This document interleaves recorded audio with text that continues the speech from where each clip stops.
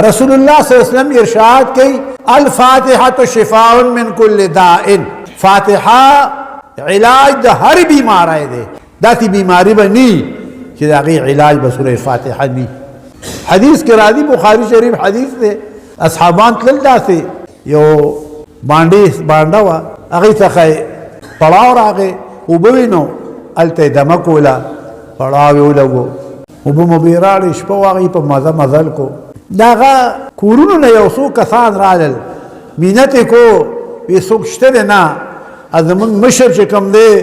اغاست چی چلے دے چیسا بلا پی شوی دا بیوش دے بالکل نو کتاسو کی سوک دم اچون کے اینو یو صحابی ہوئی ما ورته یو ځای به پې دم واچو نو وی زه لړم نو درې وخته مې پې سورت فاتحه ووی چې سورت فاتحه مې ووی نو ما ورته یو شرط کېښود تاسو دومره بې خونده خلک یئ موږ تاسو څخه دلته ډېری خوا کې که نه تاسو موږ ته نه د مېلمستیا ست وکړو نه راته د څه ست وکړو په ده به په یو شرط باندې تاسو باندې دم اچوم چې ماله تاسو به دومره ګډې راکوئ نوره ګډې به راکوئ ای ورته وی واخله 10 ګړو باندې ورته دا کوي 10 ګړې به راکوئ بیا ټیک ده هغه وایي ما 3 وخته سورت فاتحه ولوسته په هغه باندې هغه ټیک شو جوړ شو. بل هم دغه حدیث راځي بل په دې لاس او خپونه تړلی و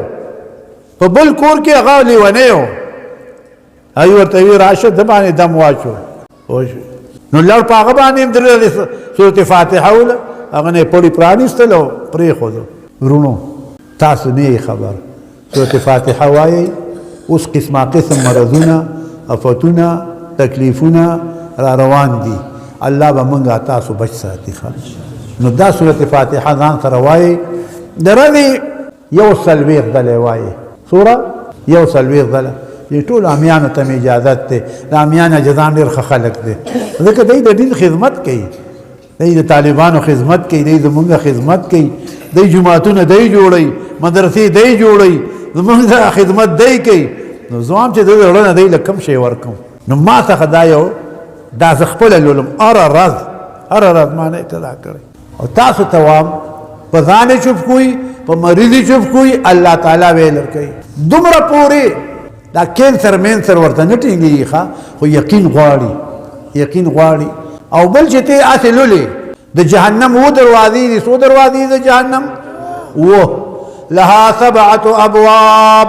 لكل باب منهم جزء مقسوم د جهنم 7 دروازې دي هر دروازې له خپل حصه ده کافران ګناهګار مسلمان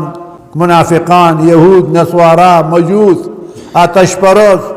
آخر کې منافقان دي وکندې دي د جهنم وی دروازې دي د سورت فاتحه سو آیاتونه دي و آیاتونه دي ته چې و آیاتونه وای د سورت فاتحه د و دروازو د جهنم نه به الله بچ ساتي. دا دې خو خلک نه سره چې تاسو رانه کته لړ شي بیا مونږ څه کوو تاسو ورانه کته نه دی خدا به وایي ښه کدا کوئی به نه هر وخت چې وایي که اودس دی وی او که نه ته مولا بادر خو نه چې هر وخت به اودس کې ګرځي دې ټیپرو کې به ته اودس کې وګرځي داسې خورئ چې څه وایئ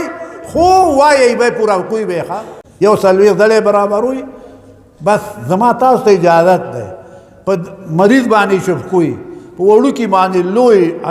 د لوی علاج د وړو د لویو څنګه بیماری چې راځي الله به یې لرکوي ښه. الفاتحة شفاء من کل داء